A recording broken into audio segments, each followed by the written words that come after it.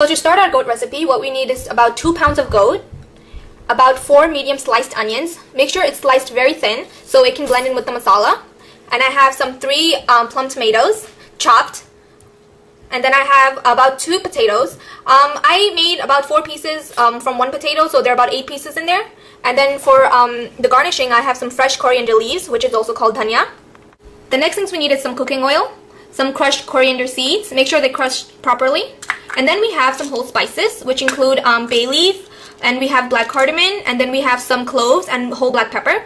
And then we have some ginger garlic chopped, and some ginger garlic paste. And this is also for garnishing, which is chopped green chili. So depending on the level of the spice you like, you can put more or less.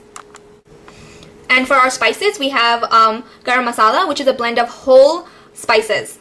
And now we have some turmeric, which is also called haldi, some salt, and some grounded red chili powder, which is also called lal mirchi.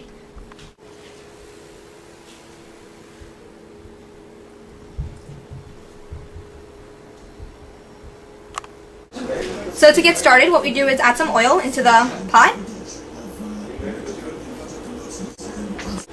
So we just make sure the oil is heated up and it looks pretty warm.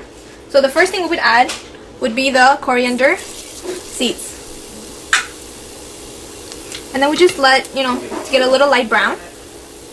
And as soon as they start to turn that color, we would add the ginger garlic.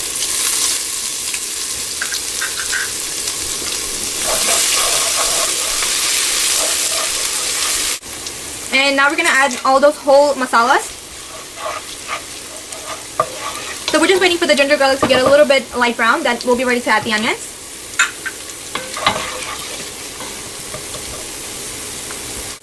Okay, so now we see the color changing to a little bit light brown. That's when we add the onions. So you just mix the onions in with all the stuff that we put earlier.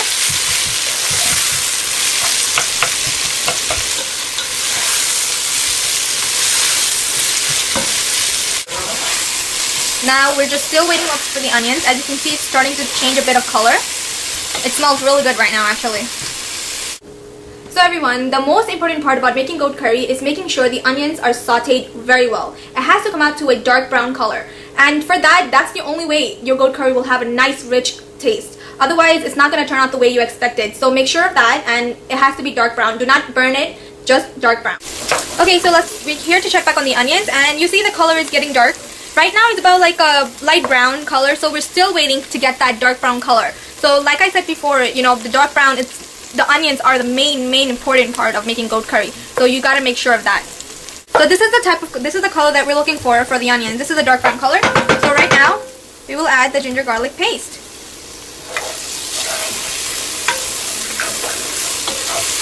So we just mix that in with the onions. Okay, so when we put the ginger garlic, we gotta make sure that it cooks also to a brown texture along with the onion. So the way you'll make sure of that is when it's both blended in together, you won't see the ginger garlic, you don't see any white left over. So this part now, we're going to add the 2 pounds of goat.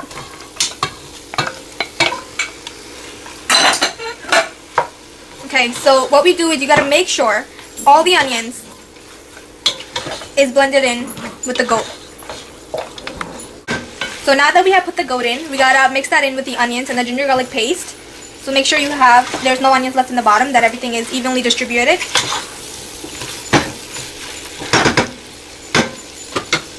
Okay, so now we will add some red chili powder, some lal mirchi,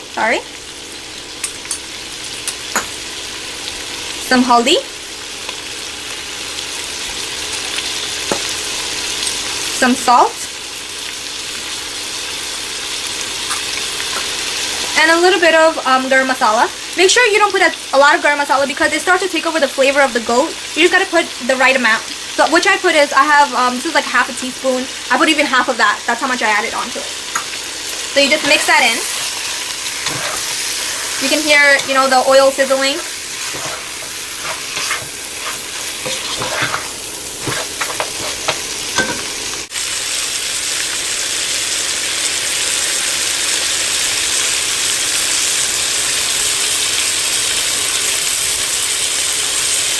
So we're sauteing the goat meat with the masalas that we put in. So we're just going to saute it very nice before we put the onions. So now that the meat is sauteing with the masala and the onions, so we're just gonna wait a little bit more until it changes a bit of color, and then we'll be adding the tomatoes. So the goat has sauteed nicely in with the masala that we put in. So now we're gonna be adding the tomatoes. So we're just gonna mix the tomatoes in with all that we have inside the pot. And now we're just waiting for the tomatoes to get tender and blend in with all the masala. Okay, so now we're still waiting for the tomatoes to mix in well with the goat, and which it looks like it pretty much did. So we're just gonna wait a little bit more. Okay, so the tomatoes are mixing in well with the goat. So what we're waiting for here, before we add the water, what we're waiting for is to dry out all this masala. You see all this masala on the side? We're just waiting for all of it to just completely cook in with the goat. For that, all the masala will give the goat a really, really good taste and also a good color. So we're just waiting for that to happen. This is gonna take some time, so you just make sure you just keep an eye on your goat, make sure it doesn't burn. That's it. So we're just gonna wait for that.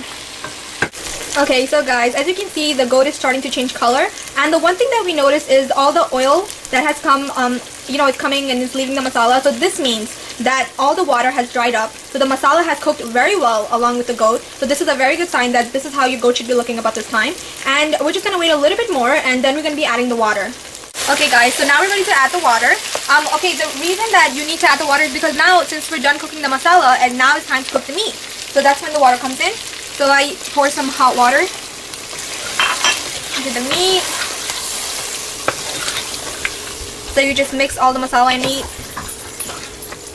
into the water. And we're just going to add a little bit more water because the meat is going to take actually it's going to take a long time or a while to cook. So we're just going to add a little bit more water so this doesn't dry out.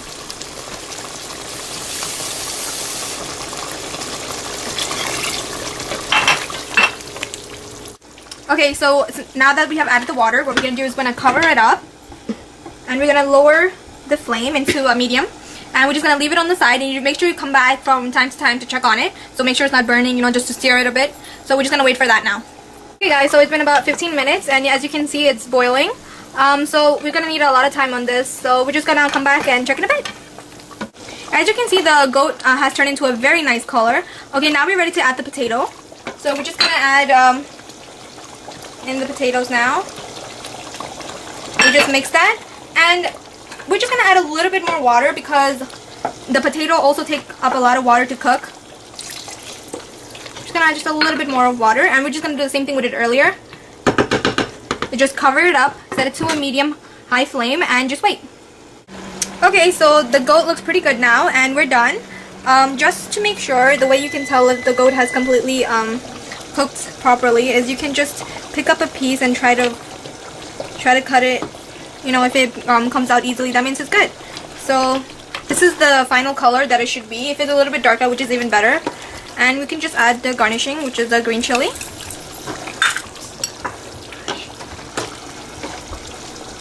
And the fresh coriander.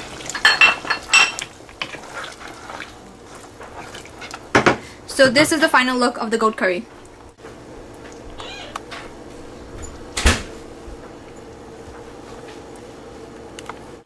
Okay, so the goat curry turned out looking very delicious, and I'm gonna have some mine with some roti and rice and a side of salad.